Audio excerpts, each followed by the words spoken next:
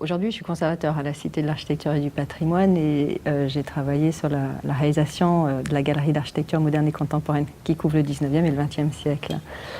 Auparavant, j'étais à la direction régionale des affaires culturelles d'Île-de-France et en charge des monuments historiques, où j'ai beaucoup travaillé sur le patrimoine du XXe siècle.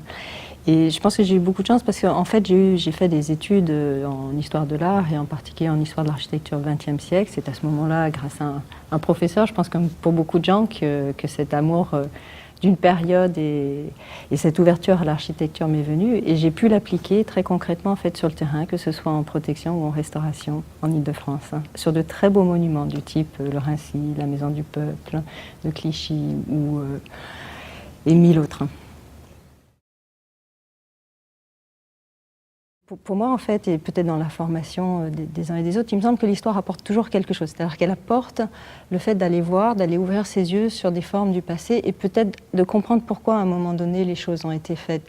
Et du coup, de stimuler, en fait, la création d'aujourd'hui. Je le vois vraiment comme ça, comme quelque chose qui stimule, quelque chose qui donne envie d'aller plus loin, de continuer, d'ouvrir. En fait, j'ai commencé des études en histoire de l'art, c'est assez large.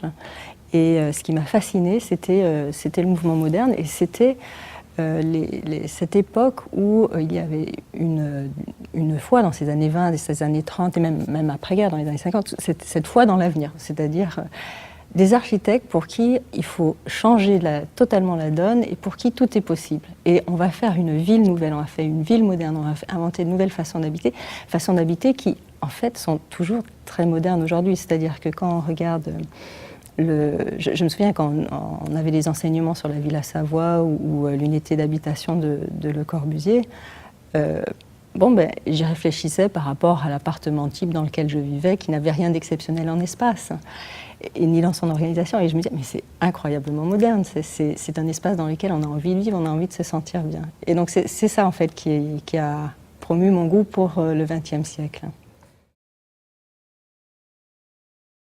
L'un des bâtiments pour moi les plus importants, c'est sans doute le couvent de la Tourette de Le Corbusier, par ses jeux d'espace, de lumière dans l'église en fait, les jeux avec des pluies de lumière, la couleur, le côté brut aussi des choses, et vraiment une toute nouvelle esthétique qui s'impose.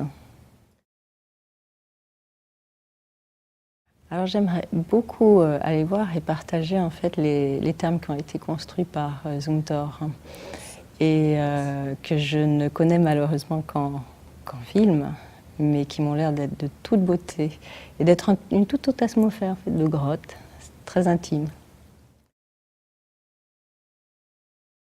Il y a cette générosité dans la vue et ce qui m'a toujours aussi frappé au Palais du Trocadéro, c'était une certaine générosité des espaces. C'est-à-dire qu'il y a un luxe d'espace qui est quelque chose d'assez rare à Paris.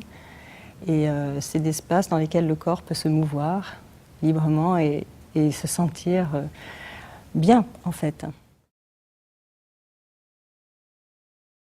Alors je pense qu'un des édifices qui m'a le plus marqué, c'est sans doute Saint-Pierre de Rome. C'est très classique, mais je pense que ce qui m'a frappé, en fait, c'était l'ampleur de cet édifice et cet espace, en fait, à la fois fermé, que l'on trouve à l'intérieur, un peu à l'ombre, un peu de lumière, et en même temps la taille démesurée, c'est-à-dire que les individus ne sont pas plus grands que le bas simplement d'une colonne, le piédestal d'une colonne, c'est frappant. Donc d'arriver à me dire que des humains ont eu à un moment donné, on a eu une telle foi qu'on a réussi à construire cet édifice-là, ça me semble quelque chose de fabuleux. De préférence dans le futur, ça m'intéresserait bien d'aller voir qu'est-ce qu'on va construire demain. Alors ça, je serais vraiment très très intriguée voyez-vous, quand je raconte simplement l'évolution du XXe siècle avec tous ces nouveaux matériaux et ces nouvelles structures qu'on n'aurait pas pu imaginer, je serais très intriguée de voir quelles sont les multiples structures que l'on va inventer et édifices que nous ne pouvons imaginer aujourd'hui, dans un siècle. Portez-moi dans un siècle.